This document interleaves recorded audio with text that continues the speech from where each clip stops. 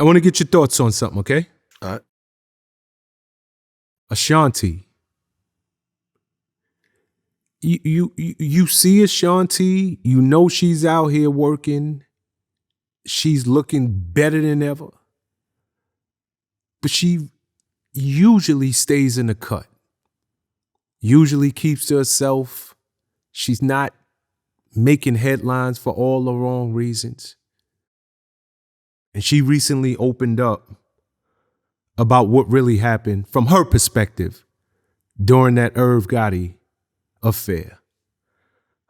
And she said he lied about a lot of things. Did you get a chance to catch that interview? Mm-hmm. What's your thoughts? Because she's kept quiet about all. She's had high profile relationships and she's kept quiet about them all. It almost feels like she was forced to come out and tell her side of the story this go round. She was. She had to. I mean,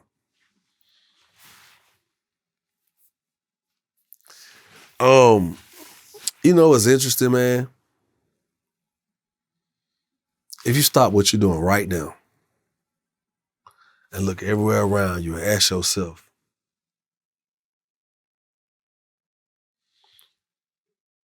if Irv Gotti is telling the truth or if he's lying, if Ashanti is telling the truth or she lying, is that shit gonna take food off your table? No. So you have to step back and you have to take it with a grain of salt. Like, both of y'all motherfuckers probably got a lot of shit to hide. I ain't gonna bite my tongue on it.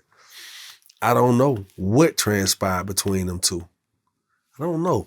You know what I'm saying? I don't fucking know. But the man Irv came out and said a lot of shit. Ashanti, she defended herself well, and she said a lot of shit too. She said less, but more. Sometimes less is more, you know what I'm saying? I don't know, because I didn't really care if Irv was fucking Ashanti or not. Like, I like Ashanti. I love Ashanti. To be honest, I like Irv. You know what I'm saying? But I didn't care if they was fucking or not. 20 years later, is it a secret love child like this motherfucker somewhere? It ain't? Well, we don't give a fuck. That's how most people gonna go and look at it after a while, because by the time Ashanti came out and you sitting there watching her, you like, man, I don't know. Because goddamn, she's saying this, he's saying that. So now we gonna get caught up in the Murder Inc. goddamn unsolved mysteries novel all over because we don't know what to believe. Like, we got other shit to worry about, man. It is what it is, though. But I said my piece on the Irv thing, only because I feel like, the way it came out with Irv, it wasn't tactful. It was distasteful in a lot of ways. Ashanti almost being forced to have to come out and speak on this. You know what I'm saying? She a sweetheart, man. She ain't ever appeared to do nothing to nobody. Like you said, she ain't in the headlines for all the wrong shit. So you almost want it to go away for her sake. Like, nah, man, Ashanti didn't deserve that. You know what I mean? Now, she would have been old bitch. We be like, hell yeah, Irv, fuck that bitch. Hell yeah, he got down, probably got down, G the bitch and everything, fucked in that. You know what I'm saying? Not to be too vulgar, but that's how it go when you're unpleasant. Ashanti's been so pleasant to the world, to us. We don't, she probably is a diva on the low behind the scenes, but she don't project that shit to the world. And I just think that at the end of the day, that was a point in their life. It may have happened, may not have happened. It's come, it's gone. And she said what the fuck she said. She deflected that shit. Irv ain't really said nothing else about it. So it's kind of like, all right, are you sitting around waiting for what's next coming after that? Not really. Not really. Because, hey, man, at the end of the day, man, we really not supposed to kiss and tell, but we know how the shit go in the culture. Niggas gonna talk about what they did. We saw it with the baby. Meg the Stallion shit, you know what I'm saying? Some shit just need to be left in the goddamn dog. Correct. All right, DJ Akademiks. Man, fuck Akademiks, man.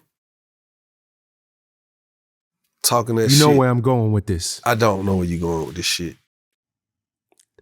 You know exactly. But the reason let me tell you why, before you go there. Go ahead. Let me tell you why I said fuck Akademiks, you know what I'm saying? You know, recently I made a mistake trying to take care of some business for a family member. And I had to send him $1,800, right? I'm driving, I'm thinking it's right. Zelle asked me a couple times over, you sure this right? Yeah, this right. I had to lock their name in, to lock them in under my contacts to send the money. I sent $1,800, send them a screenshot. Hey, like, bro, you sent it to the wrong person. Try to get the money back, call the people that don't send money back. But my family still needed me. I still looked out for them. So now I'm down $3,600, right? Somebody sit back and be like, but that ain't shit, $3,600. But it is what it is. It's my $1,800. I want my $1,800 back. I sent it to the wrong people. I sent them a text. So one day I was just like, you know what? For the fuck of it, I'm gonna put it out here to the world that we deal with regular shit too. We make mistakes too. Akademiks pick this shit up and like, yo, so this the reason why niggas like 42 Doug call you broke, nigga. You out here begging for $1,800. No, I'm not begging for $1,800. I'm asking somebody to send me my money that I wrongfully sent to them back. Fuck, nigga. I'm sorry. I can't be on this platform speaking as positive as I have been speaking and then turn around and call a fuckboy like Akademiks a fuckboy. I totally apologize, my boy. Yeah, now what you gonna ask me about Akademiks?